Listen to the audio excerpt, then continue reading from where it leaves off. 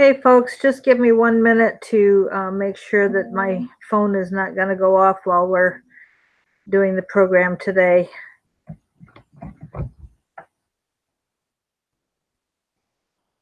I need to get, and I've got to turn the volume down. Okay. All right. I'm going to give everybody a minute to get on here, so please be patient. I'm going to wait at least 60 seconds before I get started because there's nobody in the chat yet. I'm sorry that I don't have it on video today because I am covered in paint and kind of a mess to look at. Larry is once again in an undisclosed location. I'm sure he feels badly that he can't be here with us. He did just send me a text message that I'm going to read to you near the end of what we're going to say here. Some of you have followed Larry a whole lot longer than I have, and you know how he has spent 30 years telling the truth about the wicked dealings of the Clintons, including the warning that if they came to Washington, that would mean our government would be run by or run like the mob or the mafia. Well, that's obviously happened, and we are witnessing that kind of rule over our country now, and it's not what was meant to be, and we have got to figure out how to do something about it. What we see happening in Congress today is such an embarrassment. I don't know how you guys feel about it, but it's just from the chicken to the shenanigans, the lies. I don't know if any of you saw what Gohmert did today in the hearing where they're trying to decide if they're going to do something against Barr.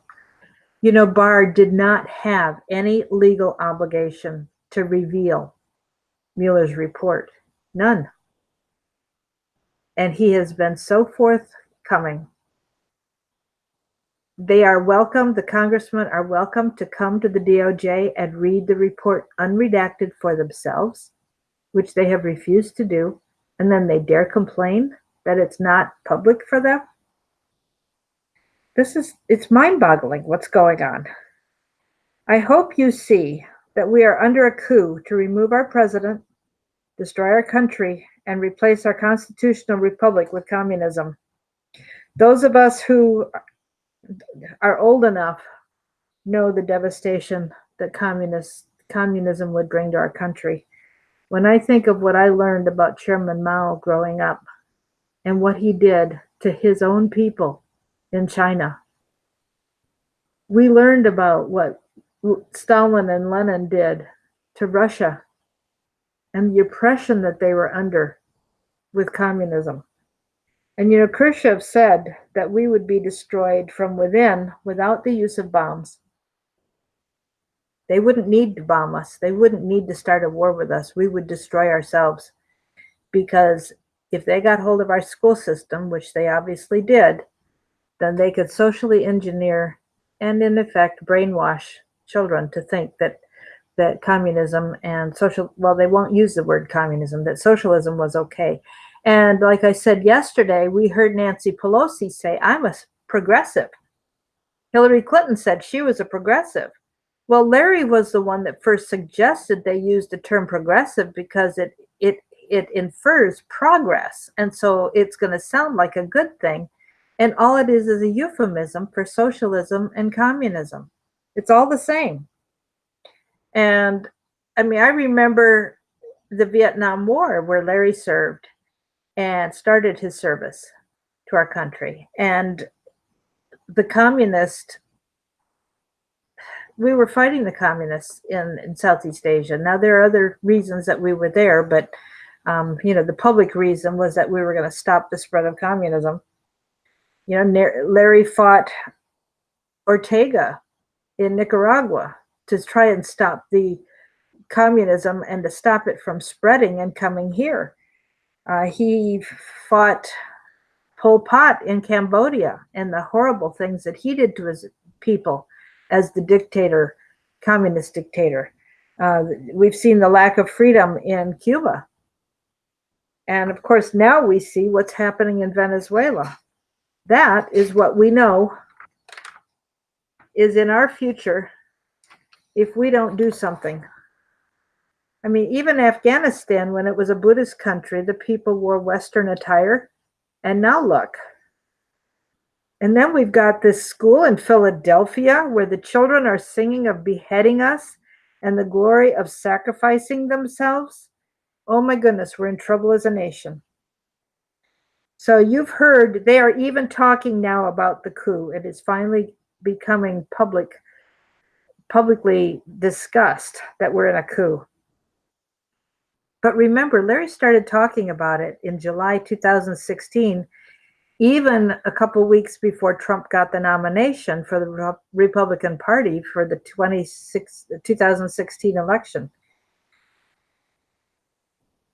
If you watch Hannity, as Larry suggested yesterday, you will know about what's going on with this coup. You know, we've got Clinton's emails, her involvement with Uranium One, the Benghazi issue, the Clinton Foundation and pay for play, how they didn't help Haiti. They've used the money for their own personal use. Eric Holder with Fast and Furious running the guns, giving the guns to terrorists who are coming to hurt us. You got the tarmac meeting between Bill Clinton and Loretta Lynch. Loretta talking about the issue with Hillary was just a matter, not any changing the term to a matter, which did not imply any criminality and couldn't be prosecuted. Comey having had that public announcement listing many of the things Clinton had done wrong, and then changing the language and saying she wasn't guilty of anything. There was nothing to prosecute. We've got the text messages between Strzok and Page. I mean, Larry gave that information to the National Enquirer January 8th, 2018. Some of those text messages were published in the National Enquirer,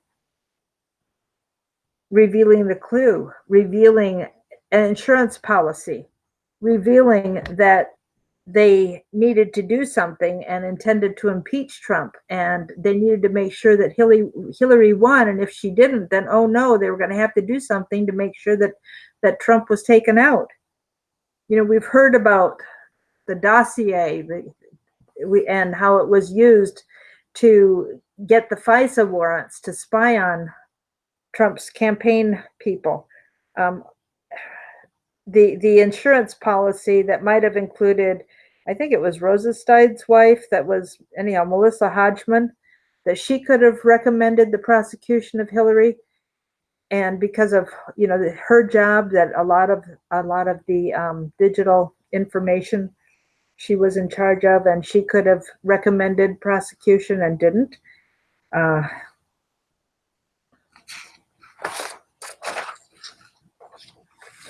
Larry told me recently that we're not just now going after Hillary for prosecution and justice, that this whole thing is way bigger than just one person, and she may not even be the top anymore. We need justice. He has promised that he would help get justice, that justice is coming, that government works very, very slowly, that this process is very slow. And, he's said over and over again, where can these prosecutions happen? The courts with purview are in DC, Virginia, and New York, the liberal courts. And we do not want a prosecution to start and end up like what happened with Smollett in Chicago, because the elite get off when there's a corrupt judge. We can't have that. And so we know that the Senate is sitting on nominations that Trump has put forward that will give good judges with purview for prosecution, and the Senate won't approve his nominations. We know that with socialism, the elite will be in power. The president will become a dictator or king.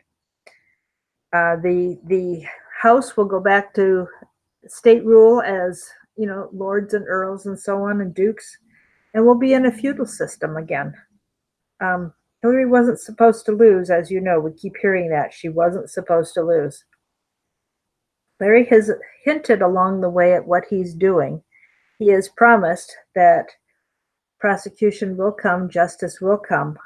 It'll take time. He can't tell us what he's doing, but if you read 28 Years to Nowhere, his autobiography, you know about what he calls his magic mailbox that is constantly found to contain evidence that can be used to go after the people that do need prosecution that we are hoping for. So be patient. Help is on the way. And if justice comes, when I think of the things that Larry has told us, I would assume that he is going to be responsible for an awful lot of what will actually happen.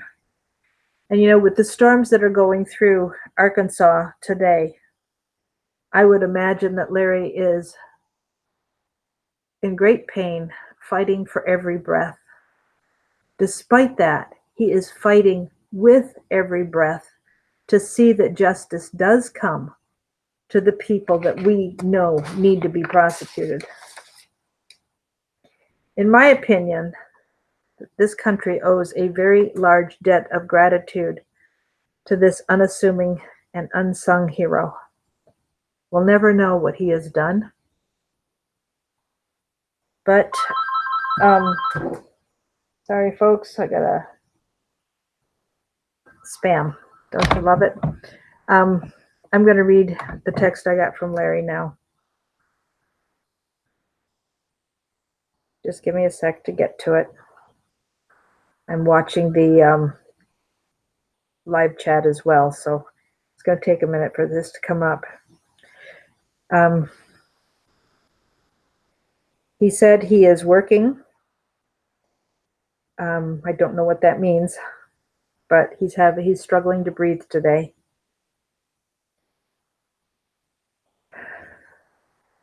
He said, please tell the folks that they will start seeing the work I've been doing toward the end of the week as new evidence starts coming out. He did text me last night, and he said that he had walked in the door at home and Hannity was on, and Hannity was saying that there was new evidence coming out at the end of the week. And Larry wants you to know that what they're bringing out is something that he provided, that they know now. Things will be revealed, but I have to have help if I'm to get my work complete. So whatever that work is, I don't know. But he needs help. He needs help to stay in this fight. And he's going to need $1,000 in the next 24 hours. If there is any way, I thank the people who have stepped up this week to help in a big way. It's made a huge difference. But given what he is still trying to accomplish, we need to keep him in this fight so that he can finish what needs to be done. He's promised that there will be justice. He's doing everything he can to help make that happen, just like he has promised us. I don't know where he is. I don't know what he's doing. I don't know if he's home. I don't know. I haven't had a chance to talk to him. I used to talk to him every day, and I have hardly heard a thing, even text messaging from him, in a week now. Something's going on with his personal needs. That means that he's not able to communicate, and that concerns me greatly, because we need him staying in the fight to be able to do what needs to be done. We need him.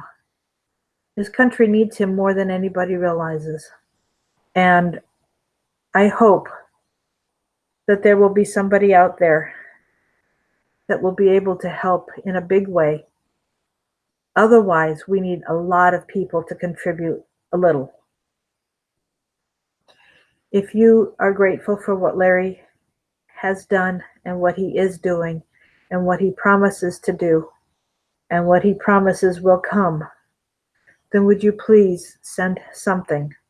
His PayPal is nicholslive@aol.com. NICHOLSLIVE@aol.com. You can also find the link at nicholslive.com. But the PayPal is nicholslive@aol.com. That's his account at PayPal. If you can do anything at all tonight, he's going to need it desperately.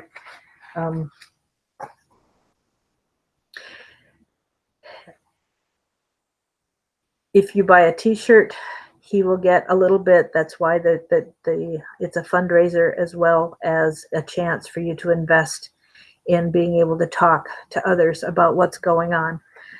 I don't know what else to say at this point, folks, so I'm going to call it a day. But please, if you can give $1,000 or if you can give any part of $1,000, he's going to need that in the next 24 hours. We have got to keep him in this fight because the success of justice coming, I would imagine, I don't know this for sure, I can't prove it, I have no way to prove it, but based on what I have learned from him over the last 3 years, he's a big piece.